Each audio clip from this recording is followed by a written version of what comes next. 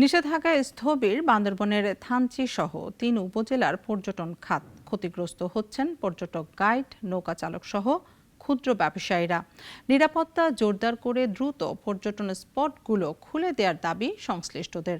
আকাশ Marma মাংসিংয়ের report জানাচ্ছেন সিরাজুমণি শুভ। বছরখানেক আগেও বান্দরবানের ৩ উপজেলার পর্যটন কেন্দ্র তমাতুঙ্গি, রেমাক্রি, বগালেক ও দেবকুমে ছিল পর্যটকের ঢল। তবে বর্তমানের চিত্র একেবারেই আলাদা। দুটি ব্যাংকে ডাকাতির ঘটনার পর নিরাপত্তাজনিত কারণে নিষেধাজ্ঞা জারি করেছে প্রশাসন। ফলে পর্যটক আসাও রয়েছে বন্ধ। স্থবির হয়ে আছে বান্দরবনের থানচিসহ ৩ উপজেলার পর্যটন খাত। দীর্ঘ সময় ধরে পর্যটন স্পটগুলো বন্ধ থাকায় ক্ষতিগ্রস্ত হচ্ছেন পর্যটক, গাইড, নৌকা চালক সহ ক্ষুদ্র ব্যবসায়ীরা। মানবেতর জীবন কাটাচ্ছেন তারা।